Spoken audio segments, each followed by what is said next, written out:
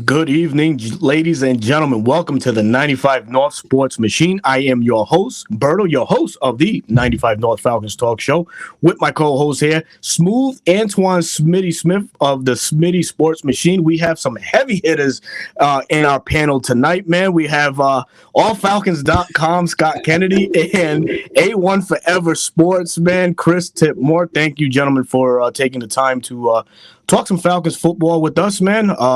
Very dark day in the NFL world. As a lot of teams have to get down to their 53-man roster, man. The Falcons are, no stranger to that, having to do the same thing.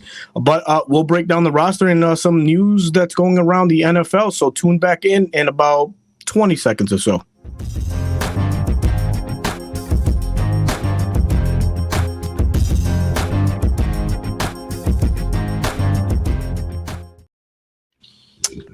Welcome back, everybody. Welcome back. Thank you for joining us tonight, man. Again, pleasure to share this platform with you, Scott, with you, Chris, man. Gentlemen, thank you so much for taking the time out of your busy schedules to rock with me and Smitty tonight.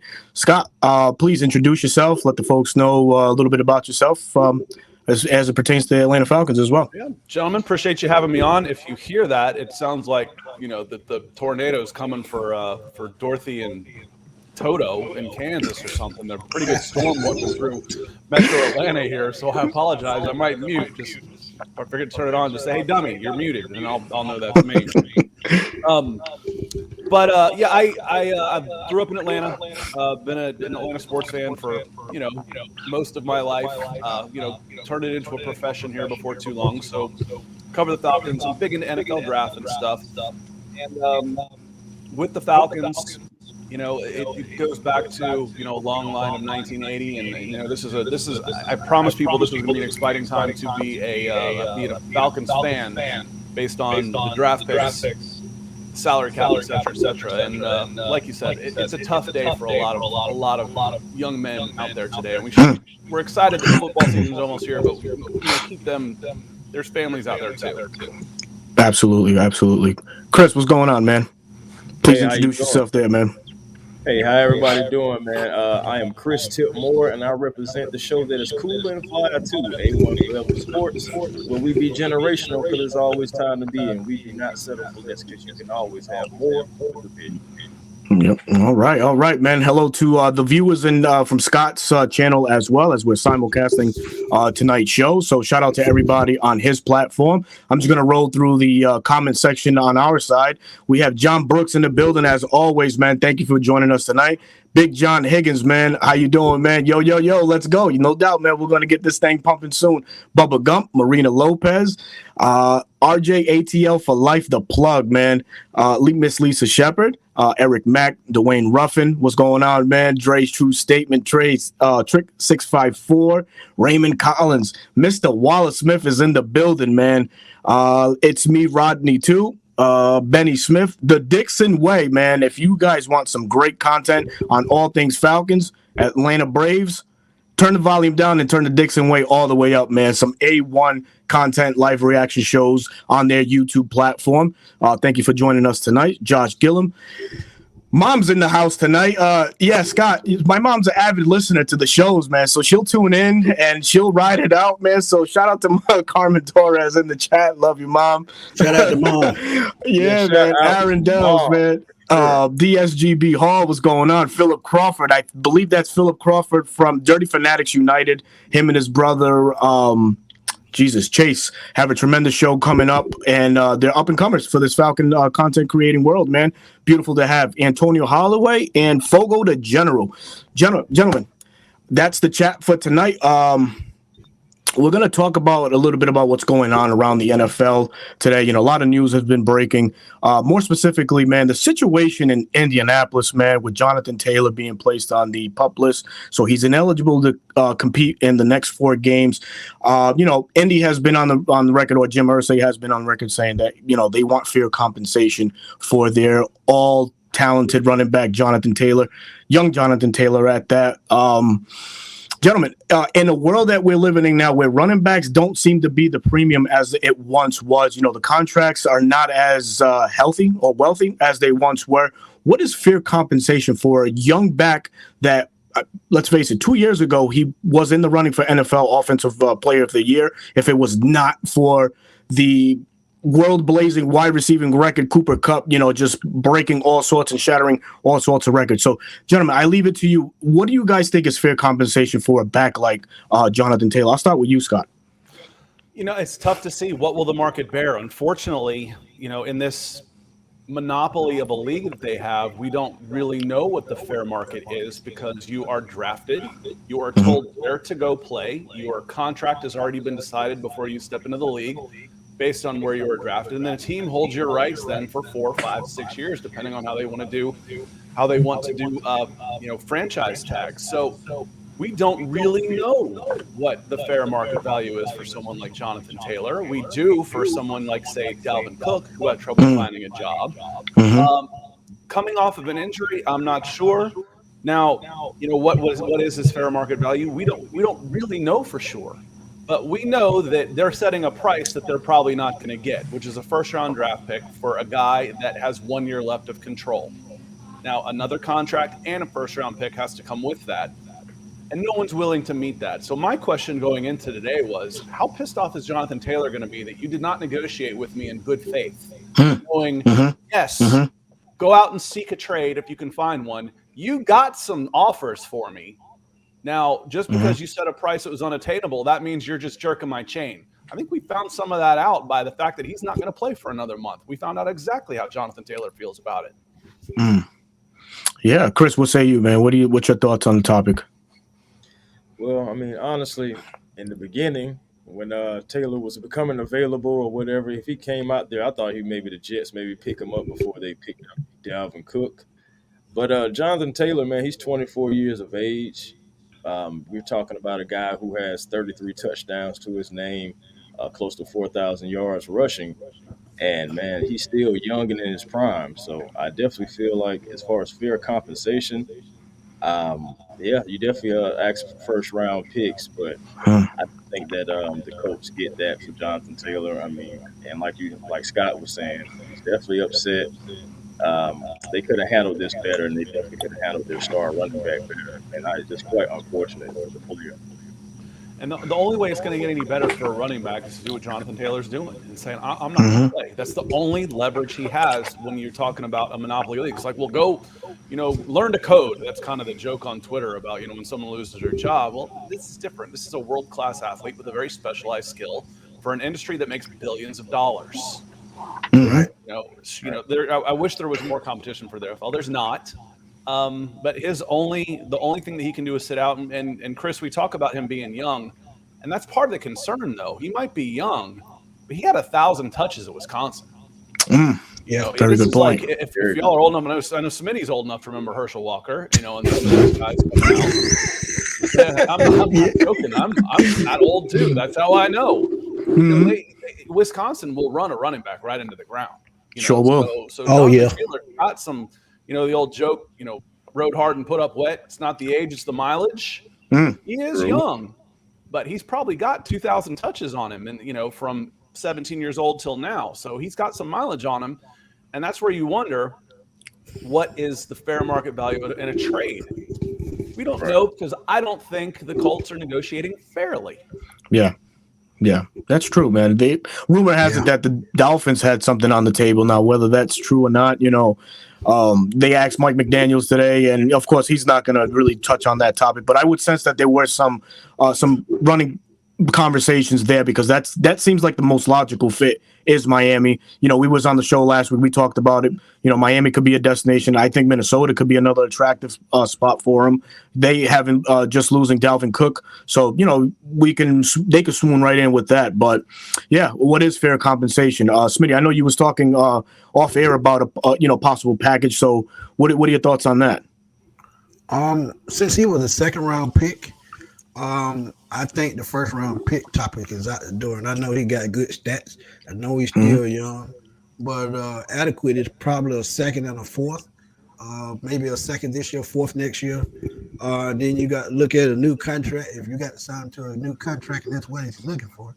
I don't think they get no more than 2 draft picks for him, even though he's a running back that I think, and Scott said it, a lot of wear and tear. Um, that's going to be hard to sell for Indianapolis. And the way they're handling it wrong because the longer he holds out, the less you're going to get. We've seen that for years and years. But one team that I think is intriguing and I think would benefit the most is the Dallas Cowboys. And the reason why I say that, Wow. losing Ezekiel Elliott, who was productive the first couple of years in the league, but the last two he fell off significantly. Tony Pollard's coming off a leg injury. Deuce Vaughn is 5'5", but we all know he can't take the punishment of the NFL at his size. So Dallas, I think, would be the perfect spot. Very fair assessment, man. So, all in all, man, we just wish that, this contract situation, whichever way it goes, whether he plays for the Colts or he decides to, continue his career elsewhere, just comes to a resolution, man. Jonathan Taylor's a bright young talent. Very exciting to see him in the NFL. And darn it, I need him on a fantasy team. So I'm pulling for you, man. I'm pulling for you to get on a squad, man. But moving on, man, some other news in the NFL, of course, with the Chris Jones saga in the Kansas City Chiefs.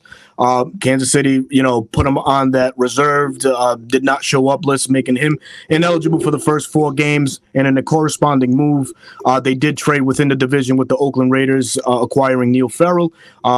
Defensive tackle standout out of LSU some years back, I believe 2021 or 2020, 21 of those 2 years. But nonetheless, Chris Jones, man, 29 years of age, super productive defensive tackle for the Kansas City Chiefs, man. And Kansas City has always had some sort of staple as a defensive playmaker, Tyrone Matthews, the Eric Berrys, the Frank Clarks. Oh, my God. Jesus. Now Chris Jones, Derek Thomas, but right now in the present, Chris Jones, Eric Berry. But right now, Chris Jones has been that pillar on, for the Kansas City Chiefs, man. A lot of the Super Bowl runs that they've been on, it's been because of, I want to say, Chris Jones and his pass rushing abilities up front. 15 and a half sacks last year, 4 batted balls. And in my opinion, man, that's just an extension of a sack. So I'm going to chalk him up for 19 and a half sacks. But Chris Jones definitely, man, he wants Aaron Donald money. Is he worth Aaron Donald money, gentlemen? What do you guys think? Scott, go ahead, bro. Yeah, I'll start. Aaron Donald's a little bit, this is one of those phrases that gets thrown around way too much as a unicorn. But he's got a different level of contract. If you look at one, Aaron Donald, he's way off above number 2. And then number 2, 3, 4, 5, 6, 7, and 8 are much closer together. And Chris Jones is in that group. Does he belong to be, is he as valuable as those guys to be in the top 5? Yeah, probably. Now, you just heard me rail on the industry and the business and the way they chew these guys up and spit them out with the draft, et cetera, and the guaranteed contracts and the non-negotiating and stuff. I flip a little bit on this one with Chris Jones because he did have a chance to hit the open market.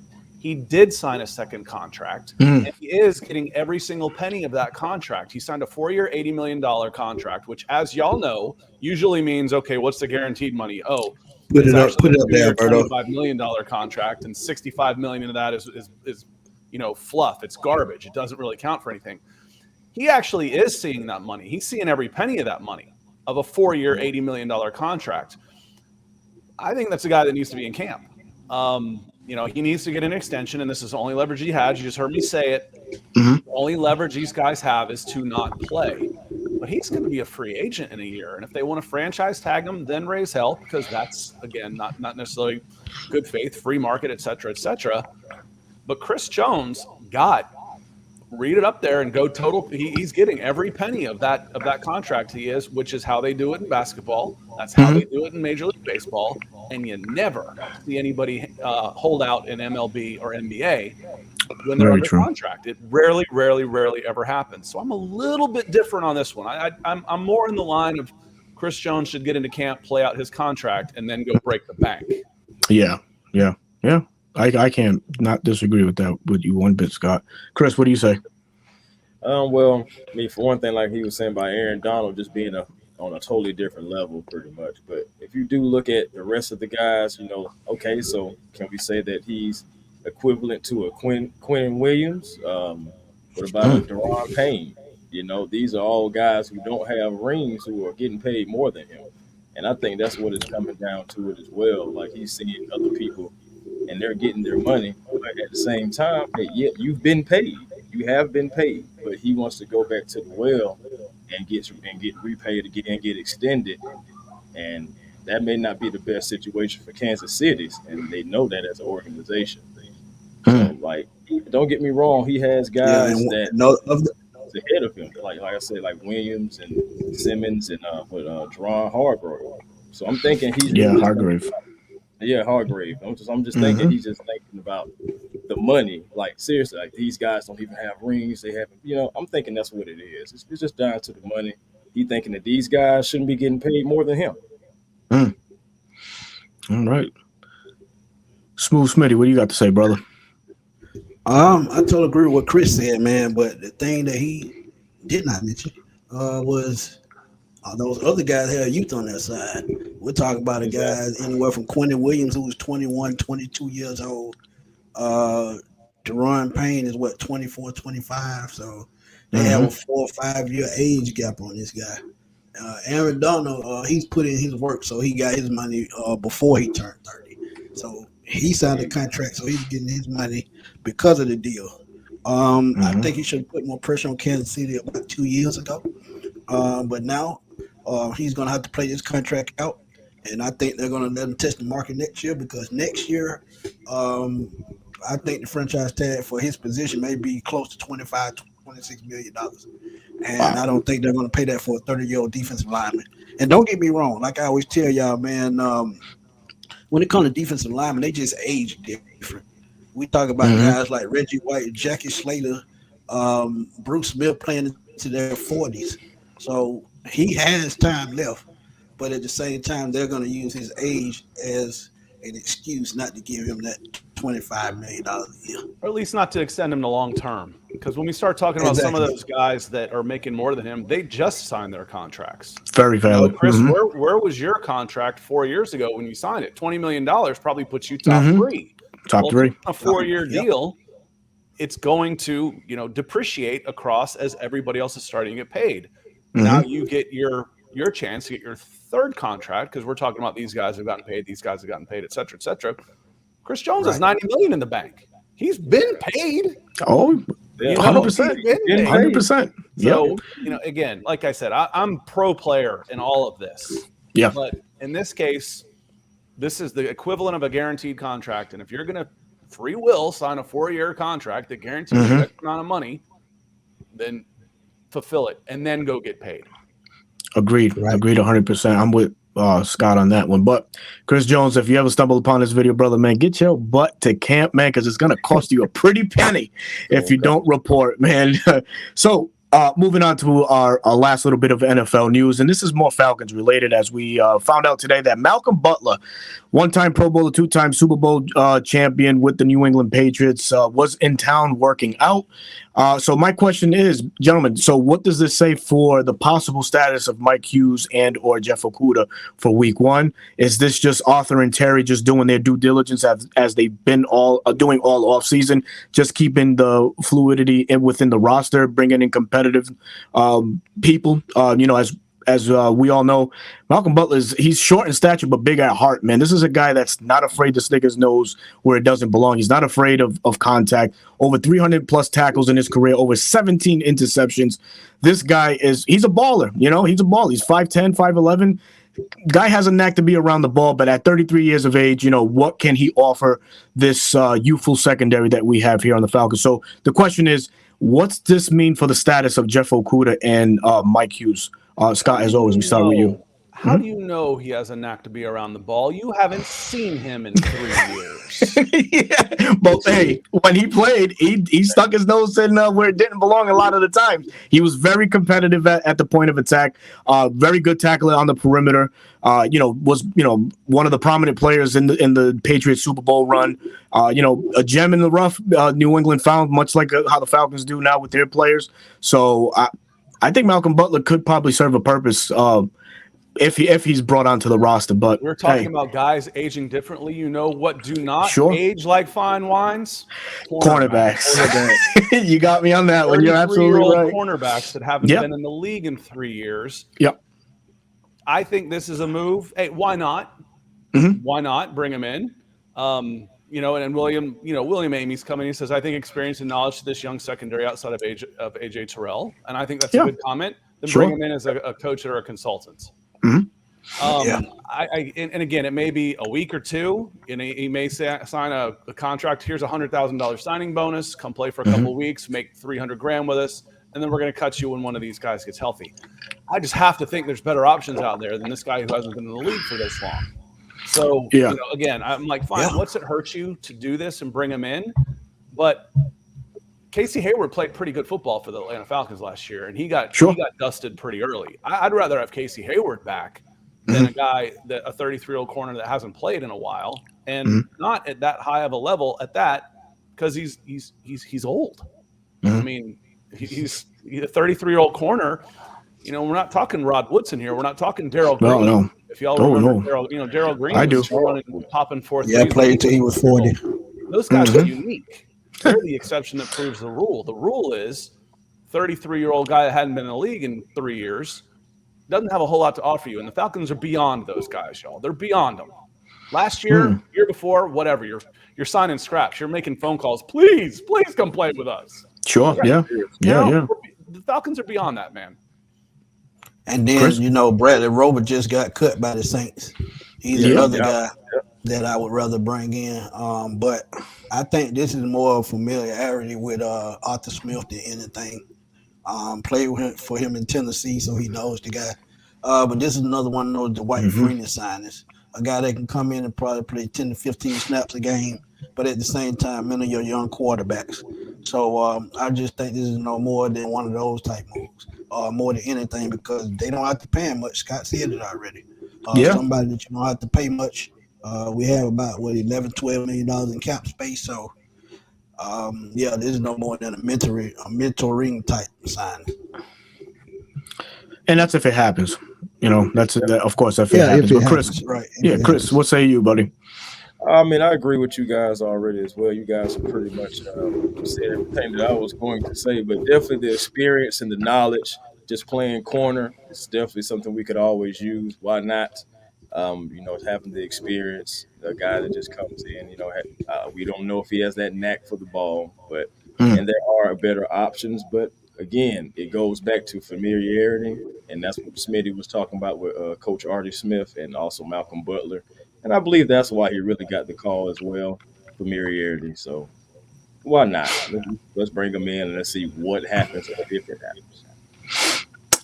Very, very good. So now we move into the prolonged final segment of the show, and it is the final 53-man roster, man. The moment everybody has been waiting for. I know Twitter sphere was doing this all day. Who's getting cut? Who's doing this? Who's doing that? Because I was one of them. I couldn't concentrate on work because I was I was on my phone every 5 or 6 minutes refreshing the screen. And then there was a 2-hour gap where they didn't do anything from 1 to 4.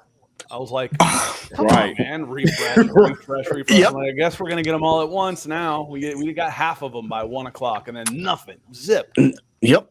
Nothing. A lot of cuts were made today. As we all know, we have to get down to the 53-man roster, and I'm sure that the practice squad is going to be assembled as the days come forth. Smitty, can you pull up the depth chart right quick? Just going to open it up. Is there? Right now. Oh, gotcha there. All right, beautiful. Here is the current roster for our beloved Atlanta Falcons, man. As we all know, the quarterback position, spearheaded by Desmond Ridder. Second in command, Tyler Heineke and Logan Woodside. Are we good with the trio there at quarterback? I know some would say that Taylor Heineke could have been, expandable due to how great Logan Woodside had looked in preseason. Obviously, and Smitty, I credit to you because you said this from the beginning. Woodside would always look better than probably what Ridder did in some spots, better than the Taylor Heineke because he has been under that Arthur Smith system back in Tennessee. But he did show, to be, he did show his worth a little bit more than Taylor. But with 3 quarterbacks, are we sitting better? Definitely a better situation than last year. But gentlemen, let me know your quick thoughts on the quarterback spot and if you guys are good at what we are at right now. Scott. Yeah, Taylor Heineke has a $6 million dead cap number. He wasn't going anywhere. He was on this team. Financially speaking, he was making this team. I was a little surprised they decided to keep a third, though. Logan Woodside, nothing against him, but are you worried about having to protect him on a 53 that you couldn't cut him and then pick him back up and assign him to the practice squad again? You know, that's where you got him. That's where he spent his time. If he had to come in and do a job, yeah, I feel fine about that. I just think there may have been a player or two that I would have liked to have put on the 53 besides a third quarterback and taken my chances with been able to bring him back to the practice squad. So that one surprised me a little bit. Chris? Yes, as far as the three quarterbacks, I felt like Arthur Smith was going to come in and take advantage of that option coming into this year. And also after the production that Woodside had, he did look better than Heineke. I mean, he just did, as we basically already said, that he has familiarity again with Arthur Smith. But I believe the Falcons kept him because they didn't want to have the risk of losing him possibly in the waivers or anything like that. Now, it may seem kind of shallow, but I believe that's exactly what it was, the familiarity, and they didn't want to lose him after his production because the offense did look better with Woodside. It did flow better with Woodside, in my opinion. Somebody want to close that on out? Yeah, I agree with all three, man. It's no surprise that they kept all three, Chris and Scott made great points. And the only thing I want to add is I can see Logan Woodside, man, before the year's out. If anybody needs a quarterback, I can see him being a trade candidate. Very solid opinions by all panel members here. We're moving on to the running back room. I mean, of course, there's no surprise. Bijan, Tyler, Cordero. I feel like Godwin Ebebuke could have, he made a statement to be on the roster. He did outshine Carlos Washington. So I think he made a strong case to be on the roster. And this is prematurely speaking because the practice squad hasn't been, filled yet, and he might be one of those candidates. But I did like the ability. This is a guy that really didn't have that much stats, only I think 4 yards rushed last year for Seattle on very limited carries, I think just 3. So he came in, he kind of showed out, and he proved his worth. I like what I saw, the burst, the initial hitting of the hole on the cuts, I should say, I'm sorry.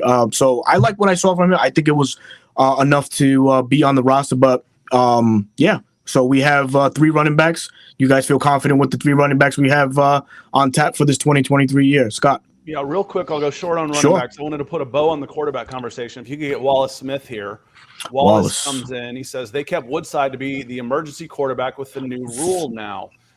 Just to be clear on the new rule applies to the 49 active. You have a 53-man roster, but you only have 48 active players. So you have 5 inactives that usually come out an hour before the game. Oh, who's inactive? Who's inactive? Gives you an idea. Fantasy players are going nuts on something like that. So you're allowed this year to have a 49th active player, but it has to be a quarterback, and he has to be on your 53. So you are still taking up a roster spot on your 53 to possibly dress your 49th player, which you may or may not need. How often have you needed a third quarterback? And all the professional football games have you watched, how many times have you seen that you needed the third quarterback? That's what you're risking. You're risking the chance. Would you have been better off with Timmy Horn? Would you have been better off with Rafael London? Those are the kind of things you're risking. Or would I take the chance that if I send him through the waiver wire, would he clear waivers? No one else would put a claim on him, and I could re-sign him in my practice squad. That's the risk you're taking, because then you can still flex him or promote him to your 53 later on and make it move. So that rule, people are getting it confused a little bit. It's not really another spot on your roster. You still have to have him on your 53. Running backs. I was not surprised that Godwin Igwebuike did not make this roster. Last year, game 1, they dressed 2.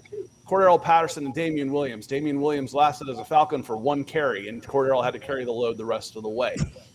They've got 3 really, really good running backs they were not going to keep 4.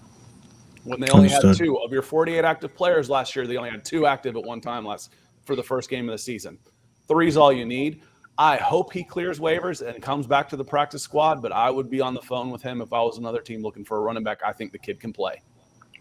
You heard it here first, man. What I loved about Fire, Scott. Yeah, I like it. He was a pretty good special teams player, and I think Yeah. by him being a special teams player they would have added him. I think that takes even more pressure off Cordero Patterson because, like I said, I would love for him to keep playing running back.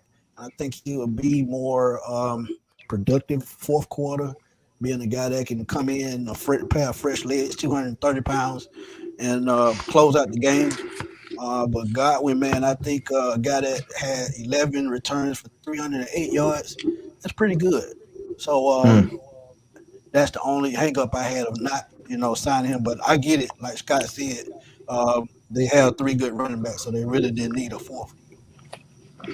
Beautiful, beautiful. Chris, you want to add anything else?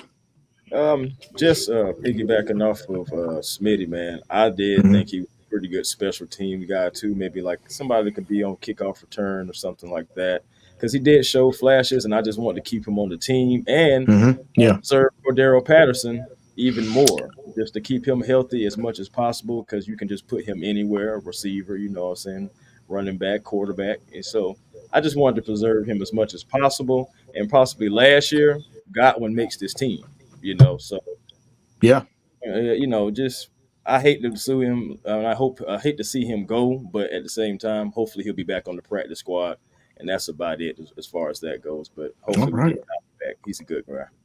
Love to hear it, man. Love to hear it. Switching gears now to the ever so scrutinized wide receiver position. Drake London, Josh Ali, Kadero Hodge, Mac Hollins, Scotty Miller. We all know the two horses, or maybe the three horses, depending on what personnel we play on every Sunday in and out. Scotty Miller, Drake London, and Mac Hollins are your primary three. How are we feeling with the backup behind? It's only Josh Ali and Kadero Hodge. Is there a move in the making, you guys think, possibly for this wide receiver room? And maybe might cancel out a Josh Ali down the line? I think they'll be on the lookout for wide receivers still, though I like the ones they have. Zay Malone had a really, really good camp. Sure. And you're cutting guys like Zay Malone. Then if you're cutting guys like Zay Malone, I think you're in a lot better shape than people are giving you credit for. Kadero Hodge was wide receiver 2 last year. He's 4 or 5 this year. Just goes to see the depth. I like London. Looks like an alpha out there. I mean, he just looks like looks like the guy you drafted at number 8. Mac Hollins is a little bit underrated, and then Scotty Miller is a nice changeup guy, and then you've got a little bit of depth there. So I like the wide receiver group. I like the offense on the whole. Yeah, depending on the quarterback play. Oh boy, what got you? I said before. I'm gonna stick with it. Go ahead, Chris. Go ahead, Chris. Oh no, I was just okay. Yeah, I will go ahead. Exactly. As far as Josh Ali, I didn't think Josh Ali was going to make it. I thought that Zay Malone did enough to show that he was a gamer and be able to make the roster. But it might have been Josh Ali, special teams, and the fact that he can play special teams probably better, that I feel like got him on the team as well. I was a little surprised that we didn't keep 6. So, I mean, that was just my personal opinion, but 5 is good. And the 5 that we do have is good. Mac Hollins is definitely underrated. And I believe he is our number 2, and he's going to show it, man. And some of you guys who are into that fantasy, man, you may need to pick him up as a sleeper, because I believe he's definitely, I'm just saying, I definitely believe that he's going to have his receptions and he's going to break out for the Atlanta Falcons. Solid. Better system. I can see it. But I think the reason Josh Ali made the roster, if you don't know, he played 2 games late last year. I think it was the last 2 games. And I think that gave him a bit of an edge, having the experience playing. But I love what they've done with the wide receiver position. Like Scott said, they have more depth. But I'm going to stick to what I said before. Alberto can vouch for this. I'm going to stick to Drake London, number 1 target, Kyle Pitts, number 2 target. So you'll see Kyle Pitts lined up all over the field. So that will help Matt Hollins, Drake London, and Kadero Hodge. Yeah, possibly that's true. Robinson also. So so that's why there's no need to just overstock the roster with wide receivers, because they have tight ends such as John Smith, Kyle Pitts, even John Fitzpatrick. They can catch the football. So so there's no reason to overload the roster. It's positionless football. That's the era that we're moving into. So yes, like you mentioned, man, a tight end can have wide receiver 1 number or wide receiver number 2 numbers. We just don't know what the plan is going to be. But speaking of tight ends, man, going into the tight end room, as mentioned, John Fitzpatrick, Jonnu Smith, Kyle Pitts, Michael Pruitt. Missing from this is Smitty's boy, Parker Hesse. And Scott, man, if you watch Smitty's videos, man, he is a huge Parker Hesse fan, and don't let him tell you otherwise because he's on the stream with you. I'm glad to see Michael Pruitt back. I thought he had a strong finish last year.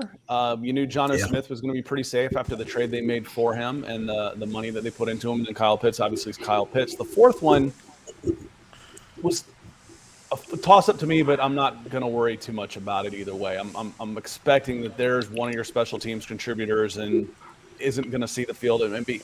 If we're really, wringing our hands at the end of the year about the production of John Fitzpatrick against Parker Hesse, we're in trouble. Big trouble. Yeah, big trouble. Joining the stream right now is our resident man. How can I introduce Big Low Country? I don't think there's enough words in the vocabulary. There's no words in the vocabulary, man. What in the world, Bo? Enthusiast, leader. I'm R&D over here. So Big Low, thanks for joining on the stream tonight, brother. How you doing tonight? What's going on, fellas? How y'all doing and feeling this fine Tuesday evening? Hey, man. Very good. Very good. Can't beat it. So, Smith, if you want to continue on with the tight end group, what's your thought real quick on the 4 guys that the Falcons elected to keep on? They're the 4 I chose anyway. I Very talked good. about it the last couple of weeks. Like I said, I just know what Kyle Pitts is going to become. Like I've told y'all, I think he's going to be the X factor this year to open up this offense. And the main reason why I say that, he finally has a competent quarterback. And that's not no slack to Matt Ryan. But I think he has a quarterback that can throw the ball a little bit deeper with some more zip.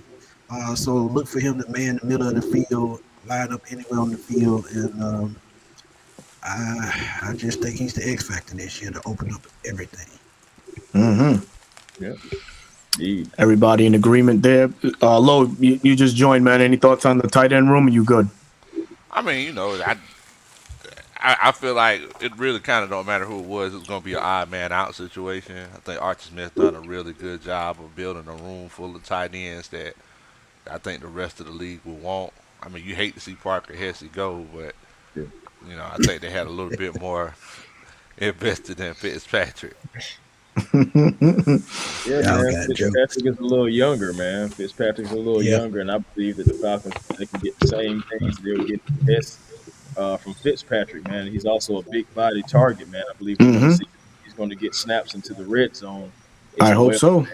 Oh, I think he's definitely going to get some snaps, because Kyle Pitts probably is going to be like a number 2 option, and you may end up seeing a set to where it's like 3 guys that are playing tight end on the field at the same time. You just never know with Coach Arthur Smith. I like keep Fitzpatrick first. I love to hear it. Moving on, man. The offensive line: Chris Lindstrom, Drew Dahlman, Jake Matthews, Josh Miles, Jovan Gwynn, Caleb McGarry, Ryan Newzeal, man. Feel good story with the Jovan Gwynn situation. 7th round pick, I believe out of South Carolina, man. Really fought his way onto the roster, man. Showed some good versatility in these preseason games. Glad to see him make it. But as far as the rest of and also Ryan Newzeal, I think he made a strong case, to possibly challenge Drew Dahlman down the line, man. If things go south with the snaps, he looked pretty good in preseason games. So, gentlemen, are we good with the offensive line and who the Falcons decided to keep? Scott? No audio, Scott.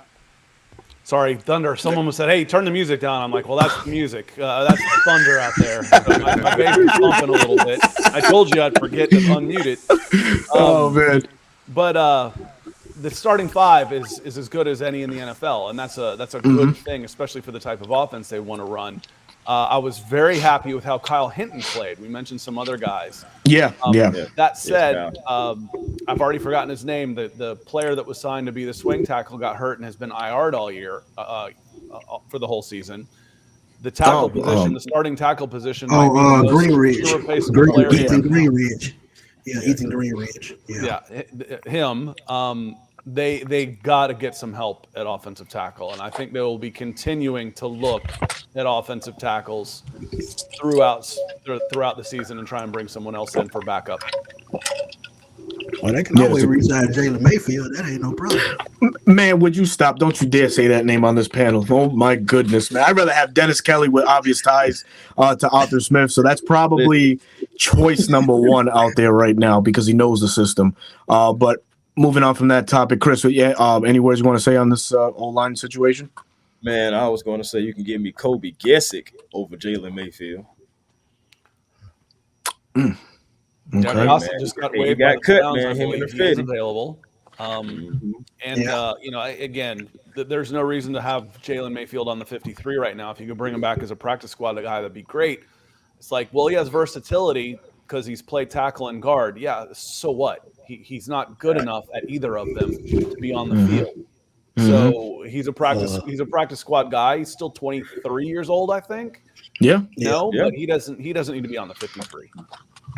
Man, that we can chalk that up as the first L in this regime as far as draft picks, man, because that was definitely a bad one, man.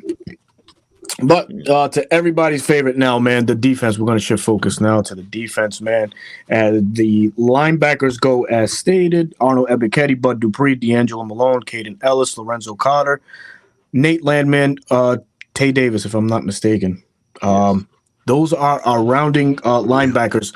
This is a unit that I see as overall that I think could use another playmaker on that side. I think D'Angelo Malone, what we saw in preseason, he does need a little bit more fine-tuning and a little bit more time down and just learn the game a little bit more. I mean, he put up some good fights in that Cincinnati Bengals game, but it just too much ragdolling by the tackles on his behalf. So does he need to bulk up a little bit more? I don't know. That's for the coaches to decide.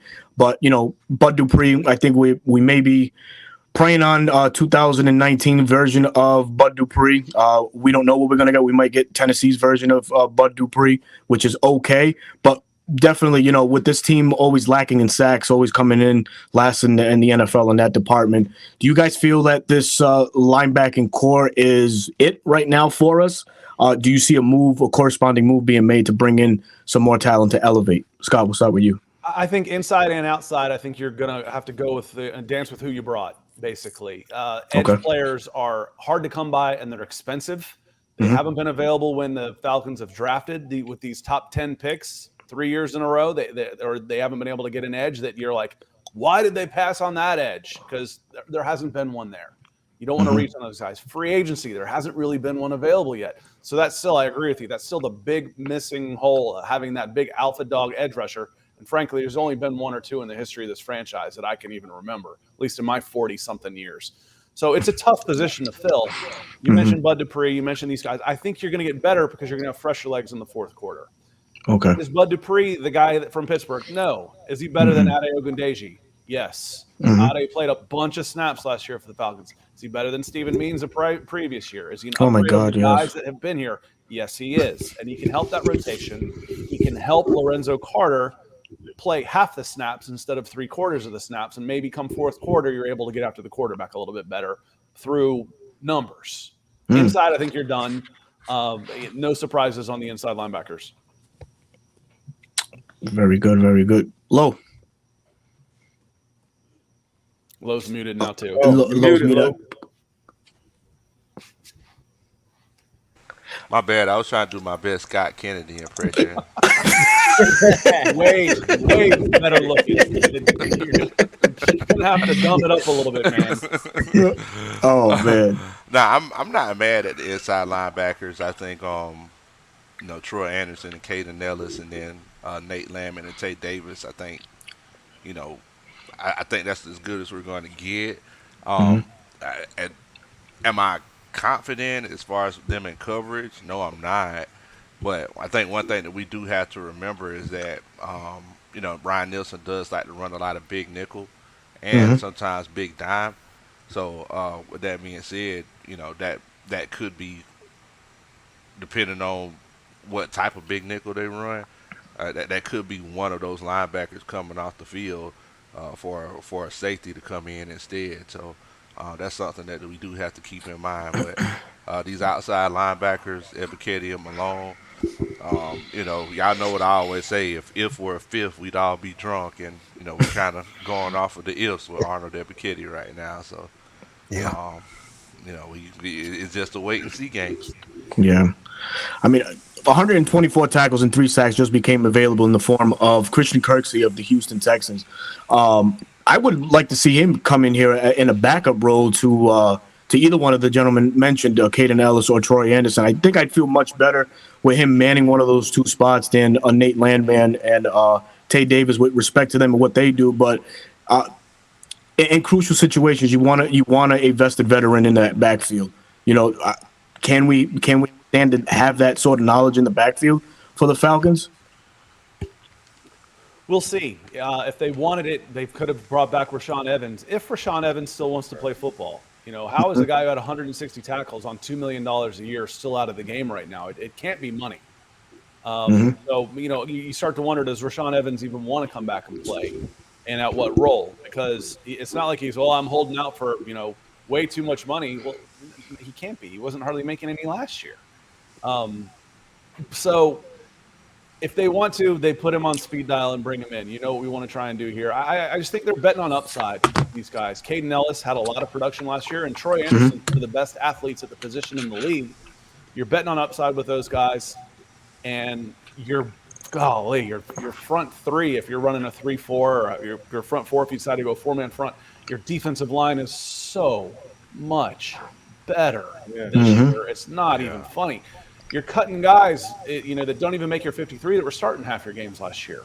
Jimmy Horn, Justin Ellis had started a bunch of games. He was a starter in this league. They cut him before they even got to, while they still had 90 players to make room for another tryout guy.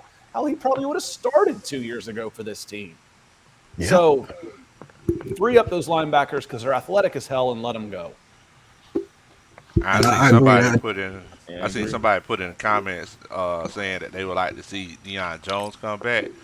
Some things are just, they look better than they actually are. I bought a 2003 Cadillac CTS off the showroom floor, about 20 years ago, and about last year I let Cars for Kids come pick it up. It looked nice. You might have been able to get $3,000. Exactly. It's still a beautiful car, but it won't go nowhere. So I mean, it's the same thing with Deion Jones.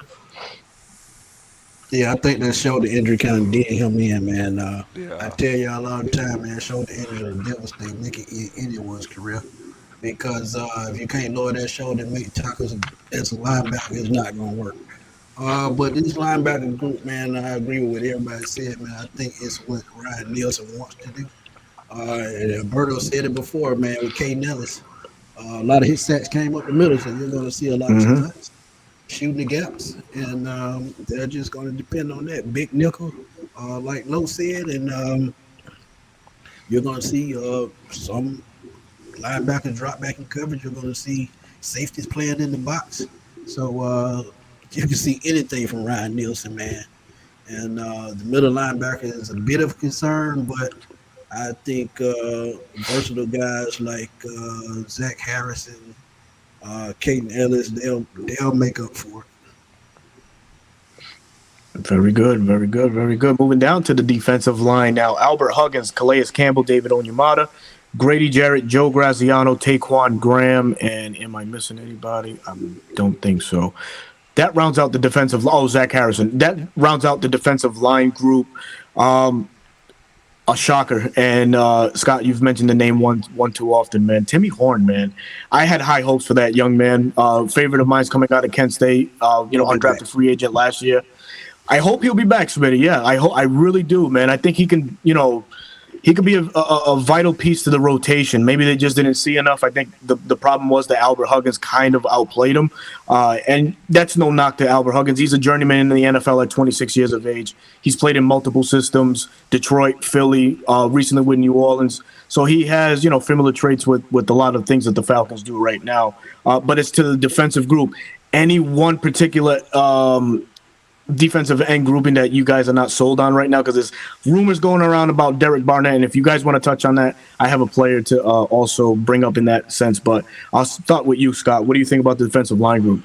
Well, I mean, you've got a couple guys there. You weren't going to get rid of Zach Harrison. You just drafted him. He's a prospect, not necessarily a player at this point. But I do like him that he's not necessarily considered an outside linebacker edge anymore. He's a hand in the dirt 4-3 defensive end who maybe can bulk up and even play a defensive end in a 3-4. Funeral Services asked, are we playing a 4-3 or a 3-4? It's going to be multiple. You're going to see a lot of different things out there. So, and you've got the personnel to do it. And I mentioned, would you rather keep Logan Woodside or would you rather keep Timmy Horn? For me, I'd rather keep Timmy Horn. I probably would have rather kept LaCale London too. Yes. He played really well. Yes. Played real well. I got a soft spot for underdog defensive linemen. Grady Jarrett, one of my favorite players. So I'd like seeing those guys go. For the Falcons' sake, you hope you can, and if you want to bring them back to the 16-man practice squad. For their sakes, I hope they get a chance and get on somebody's active roster and make some serious money, because they'll make 10 times what they make on the practice squad if they get picked up, and they can absolutely, without a doubt, play in this league. Very good. Very good. Chris, you've been too quiet, man. What you got? Yeah, man.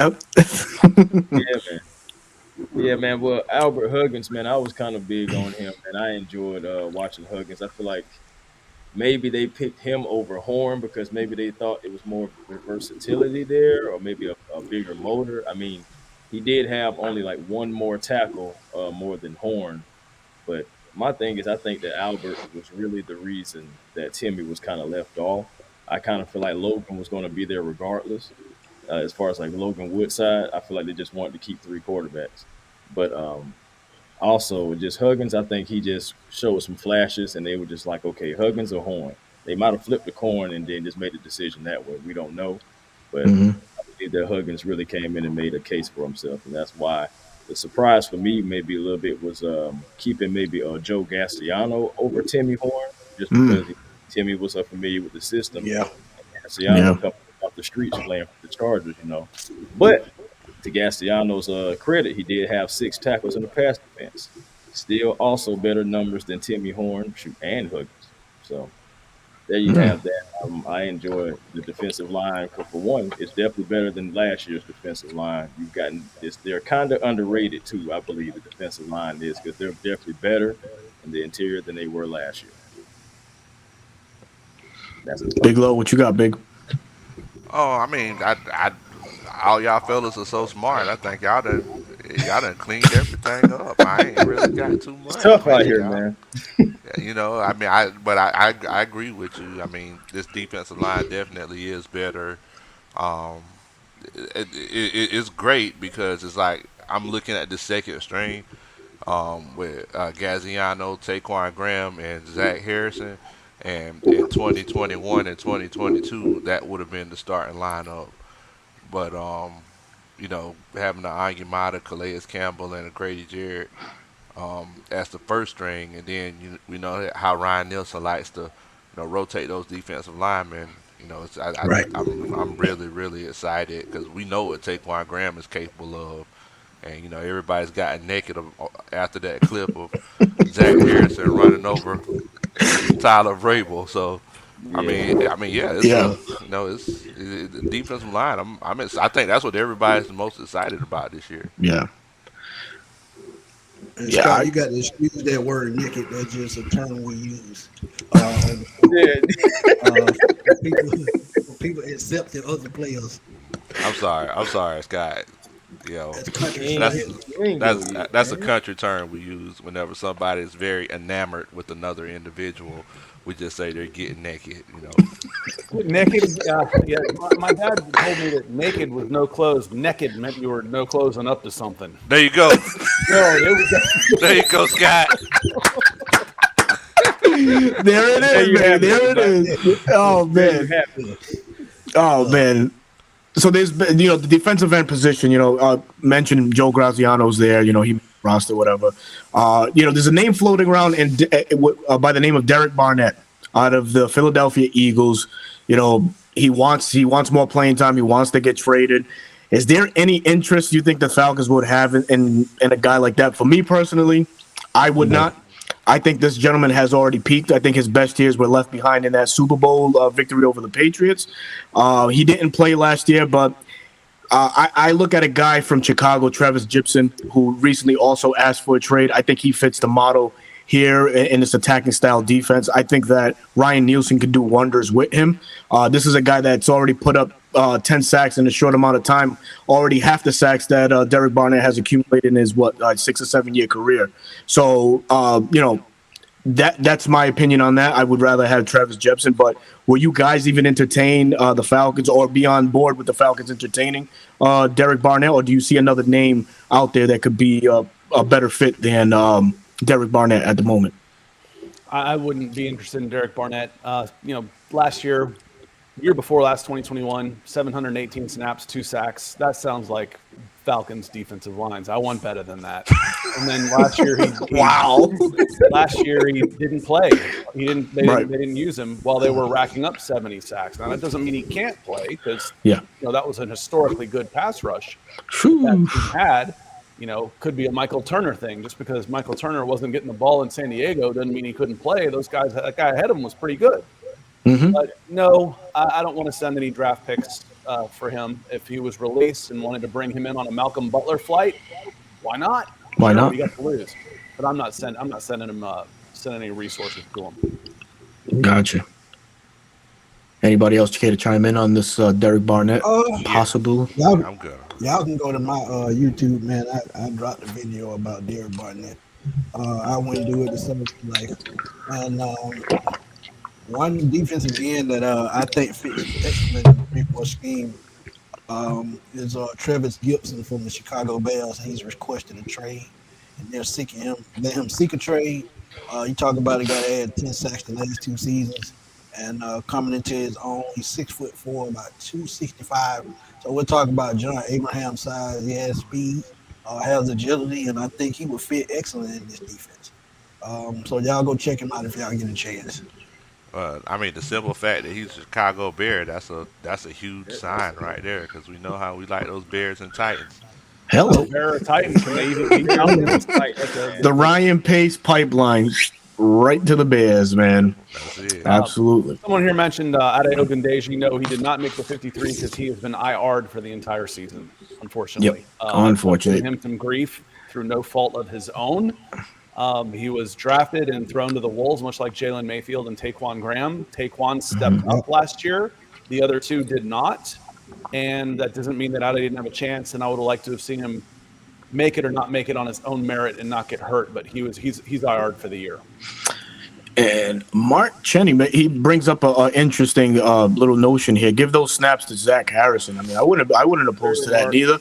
And Mark, man, salute to you, man. Part of that Atlanta Bird game situation going on with him and Tidy. Congratulations on that little bit that you guys got with Bleacher Report. Very dope show. I'm a fan of Bleacher Report. So, man, shout out to you, brother, man. Definitely looking forward to collaborating, my brother. And, moving on to the defensive back room. We're really not going to address the special teams. I think that's cut and dry. Young Wei Koo, Bradley Pinion, etc. But the defensive back group, man, a feel-good story, of course, in DeMarco Hellams making the rosters, drafted in the 7th round. A.J. Terrell, of course, we know. Clark Phillips, D. Alford, Jalen Hawkins, Jeff Okudah, Trey Flowers. I can't read the rest because it's small lettering, but I got you. Please. Darren Hall.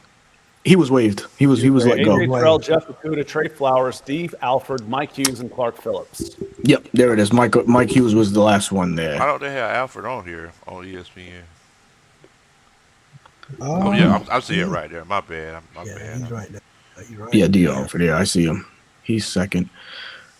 Gentlemen, how do we feel about this whole roster? Very talented. Jesse Bates, of course, leading the helm in that secondary, going with A.J. Terrell is going to be a much better unit back there, especially with the tutelage of Jerry Gray coming into town. Steven Alexander gets a running mate in Jerry Gray, so now they can really round out this secondary. It's the most talent that I think that Jerry Gray has been exposed to. He's had some good quality talent with the Green Bay Packers, more notably Jair Alexander. But coming here, you have two dogs, one at safety, one at corner. What do you guys feel about this secondary? And could this be the strength of our Atlanta Falcons? Because we're used to getting toast in the backfield, so to say, in years prior. But leading to now, what do you guys feel about the secondary? I want them to stay healthy. I want to see these guys play at their peak. Is my concern. Do we see any short-term IRs from these guys? This is where we see some of the moves made where somebody's cut and then immediately brought back because Jeff Okudah goes on short-term IR or Mike Hughes or something like that. I'm hoping not. We will see. The depth is 10 times better. I'm going to leave that at the corners. At the defensive back spot, at the safety spot, it's time for Richie Grant to step up. And if he doesn't, DeMarco Hellams is coming for you. And that feel good story is a nice feeling to have. Not like, well, Richie Grant isn't playing up to his draft status. Let's see if we can throw old man Eric Harris back in there again. It's just there's some depth and talent there that it's fun to see. And I'm looking forward to watching these guys. I'm really looking forward to watching these guys play this year. Oh, my goodness. Scott, if you didn't know, the running joke with Eric Harris, we say Dunkin' Donuts, please forgive us. Listen, I don't blame the guys for not being good enough. If they're giving it their all, I will get on a guy like Fabian Moreau, who, if a running play is coming wide, he goes sideline hunting, because that's chicken stuff. I'll get on somebody for that. Eric Harris, Adeogun Davies, Stephen Means, man, they gave it their all. They did. They weren't good enough. That's not their fault. That is a failure of the Atlanta Falcons. Yeah. Great point. And we can get into why they have failed, and I'll just point you to, touchdown. Thomas Dimitrov, the old TD, and we can go on that for a whole other show. But there is talent on this team now, and I'm looking forward to it for a change. And it's crazy, Scott. It's kind of like, it's kind of like you have like a singing group, and one person just doesn't sing as well as the actual lead singer. Oh boy! As much as he wants to and tries to, like we all know who the lead singer is. That's how those previous Atlanta Falcons were. They just weren't good. Speaking of that, Uncle Steve commented. Oh my good. And let me read off this wonderful super chat. Shout out to Uncle Steve and Uncle Steve's Lounge, man. Another great YouTube platform on YouTube. The Monday Minutia, the Sunday Brunch, man. Very active and very well spoken content for our Atlanta Falcons. Thank you for the $4.99 super chat, man. As a matter of fact, since we're in the singing mood, Lo, can you please bring this super chat in the way that you know how to do best? Of course, man. Uncle Steve, thank you so much. We appreciate you. Even though you're not the lead singer, that's that. Da da da. That's a Superman chat. And it goes on to say, I'm starting my hunger strike after dinner until Felipe Franks and Parker Hess are brought back to my team. Felipe strong. Unbelievable. Uncle Steve is a big fan of Felipe Franks for whatever reason. I have no idea, Scott. It's been a running thing since last year. But yes. Bad news for you, Uncle Steve. You can't say that Felipe Franks didn't get a chance. That's true. Bingo. There it is. You can't say that he didn't. He had every opportunity to seize it, and he just really couldn't do anything about it, man. We have another super chat. From JJ the Great. Thank you so much. I don't want to wear out your vocals, Lo. You know what I mean? Because the versus is coming very soon. So you need to be prepped and ready. I got you back on that. But JJ the Great, man, thank you for the $5 super chat, man. Barnett putting up Tack McKinley numbers on a stacked defense. I'm cool on him.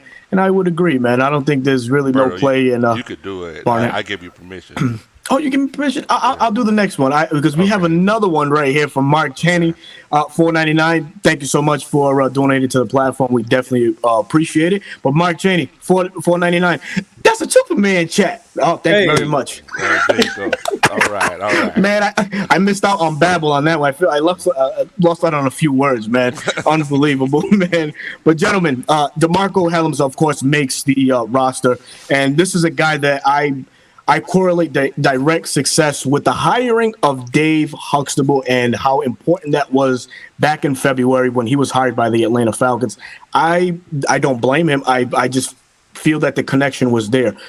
Huxtable knew how to use Helms back in Alabama, and truth be told, led him to be drafted in the 7th round by our Atlanta Falcons. And I think him working again with Ryan Nielsen is paying major dividends, and is gonna play major dividends for our defense specifically.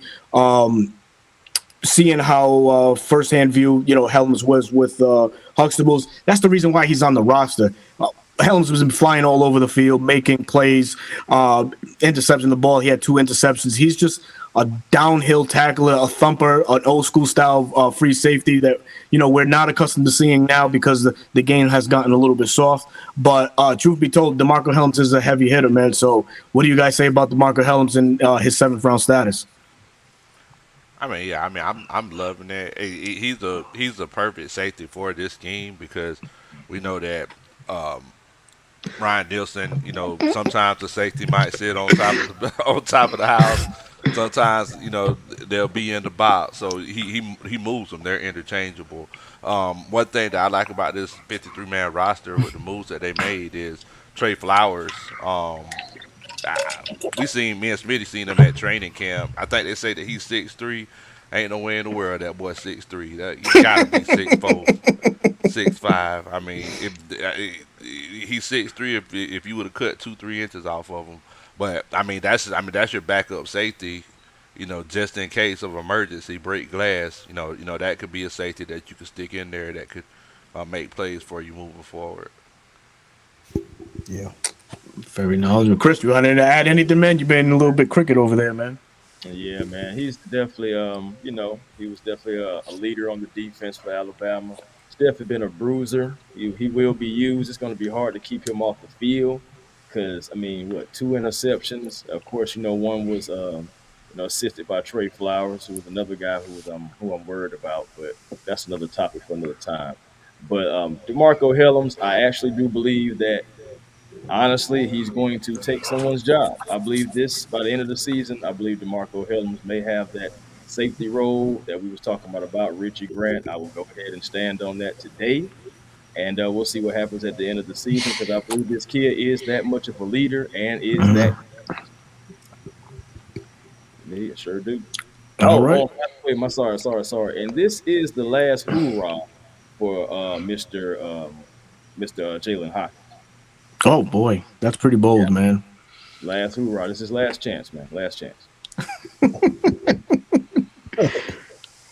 Have another Superman. Come on, a Superman chat. Love it, man. From our boys at Audio Falcon, my man, $4.99. Thank you so much, man. We really appreciate it. Another great content duo right here, Audio Falcon Mind, John and Mike, man, do incredible work.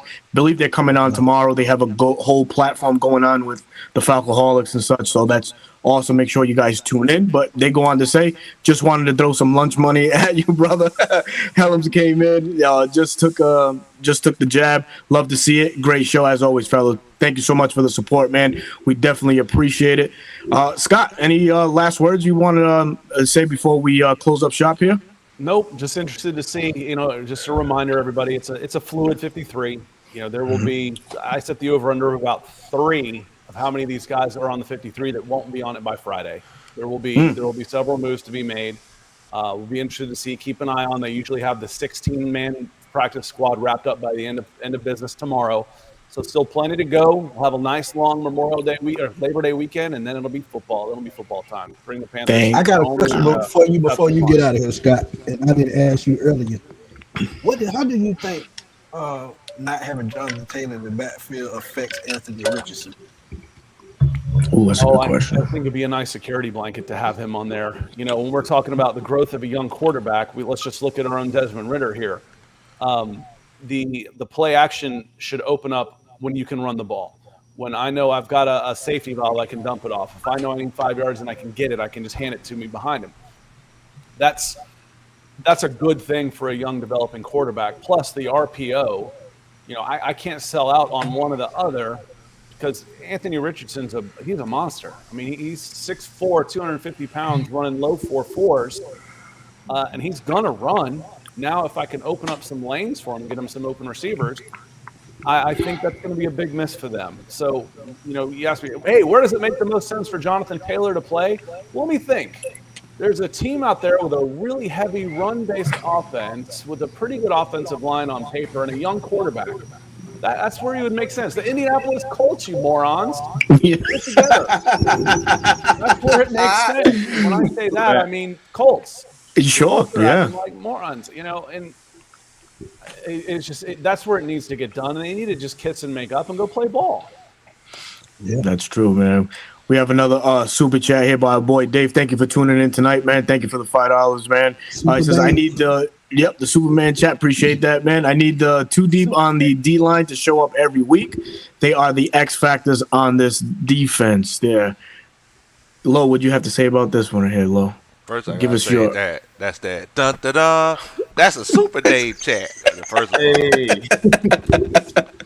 Oh man. But you're right. We do need that defense to show up every week. Scott was mentioning earlier that that secondary could be the strength of this defense. But I mean, just think about it. For how many years have we seen, the secondary chasing wide receivers around the field? Like people trying to chase a chicken for dinner. Around the yard. I mean, we've seen it over and over again. So, now that, hopefully you got a defensive line and linebackers that can get pressure on that quarterback, the ball can come out a little bit quicker. And, that give us a chance to be a little bit more disruptive. Oof. Indeed. Hey, I got a question for you guys. What you got, brother? All right, so Jalen Mayfield, Darren Hall, Frank Darby, I know where this is and going. Justin Schaefer all have been cut.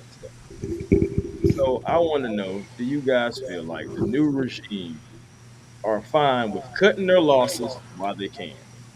Because that's pretty much what's going on here.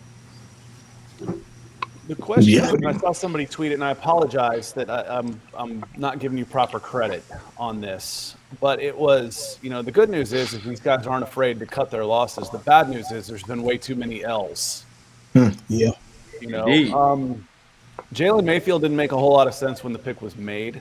I was a proponent for Richie Grant. I went to the same Senior Bowl that those guys were at, and I watched Richie Grant. He looked great. Hopefully he makes that leap this year, and then you're okay with a second-round pick. But when you're spending a second-round pick on a safety, he needs to be a long-time starter. And one that hurts there, who's a kid that went to Miami out of Oregon. He was using that same draft. He was taken with the spot Falcons traded out of, and then it ended up like the number 2 safety in the NFL. Javon Holland. Mm-hmm. Yes, thank you. Miami. That one's like, it hit me in my feels, Oh, my man. goodness. It hurt. Spencer Brown. We're down there at the Senior Bowl. I go there every year. Spencer Brown was the best prospect at the Senior Bowl. They took 6 guys from the Senior Bowl that year, and they didn't take Spencer Brown, who lasted until 92. The Bills took him and started him at right tackle for 16 games. Mm-hmm. Yeah. So there's some easy misses in there. There's some questionable calls. Why take a tight end when you don't have a quarterback, and you might not have your quarterback position solved for 3 years? The thing is I if got they one. can hit the lottery with a 3rd-round pick and get a franchise quarterback with a 3rd-round pick, that's like stealing. Yes. That's a cheat code, Yeah. as the kids like to say. That's a cheat code. And it will cure a lot of those ills. It will make it okay to take a tight end when you didn't have an offensive line, a defensive line, or or a quarterback. It will make it okay. Because guys. Michael Parsons,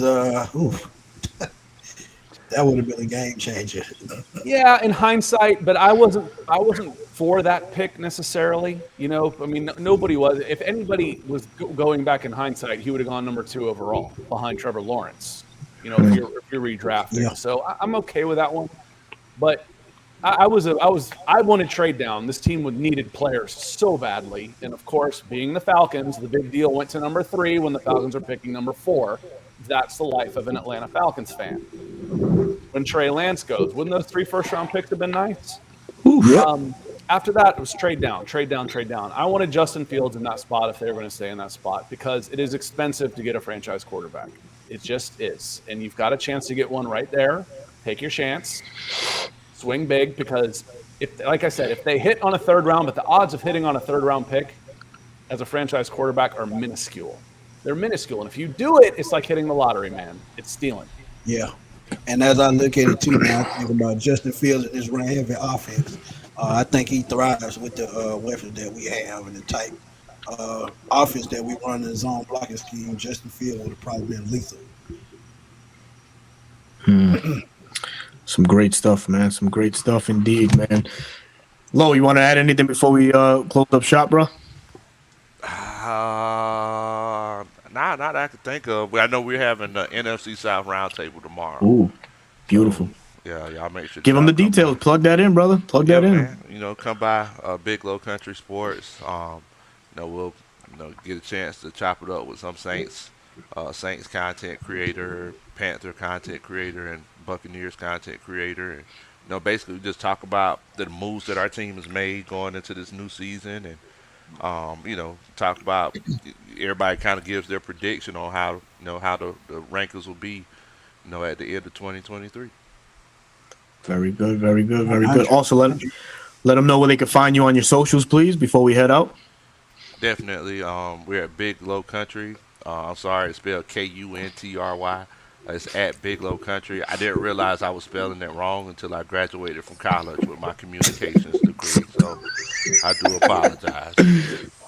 Oh my God! I had AI before AI was a thing. So that's how I shouldn't say that on live. I'm sorry. Go ahead. Oh God, you're a fool, man. Scott, thank you so much for joining us tonight, man. It's been a blast. It's been a pleasure to have you come on to our show tonight, man. Please run down your platforms on where folks can find you, please. Yeah, I appreciate you. You can find me on the X/Twitter at Scout Kennedy. Play on words. I worked for Scout.com for like 20 years. And then Smitty has been kind enough to drop my YouTube channel link into the chat several times. So follow that, hit a subscribe button, come say hey. I'm pretty OCD about answering comments I see. So I do a lot of Senior Bowl stuff. We do some NFL stuff. We do some Falcon stuff. So you should be able to find something there you like. Absolutely, man. Thank you so much for joining us tonight, Chris. Please plug in your channel. Let us know where you can find you before we part. Well, first and foremost, I want to give you guys your flowers and thank you guys for even giving me the opportunity to come on, and speak my piece about my favorite team in the whole wide world, the Atlanta Falcons. There's some something to that one. Yeah. Yes, sir. And, I thank you guys for, all coming in, watching the stream, to not only Big Low, but the 95 Sports Machine channel, as these guys support me as well, A1 Forever Sports. You guys can find me on YouTube at A1 Forever Sports. I am on X, Twix, whatever you want to call it.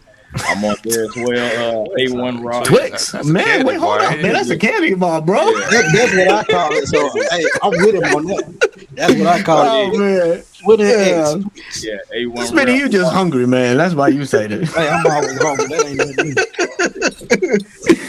Yeah, man. Also find me on Instagram too, man. A1 Forever, man. TikTok, the real A1 Forever. So yeah, I'm on all four of those platforms. Come by, give me a shout out, give me a holler, man. I talk back. I ain't afraid. Gotcha. Smitty, I'll let you go last. I'll plug mine right quick, man. It's your boy Berto, your host, 95 North Falcons Talk Show. That's the platform on YouTube.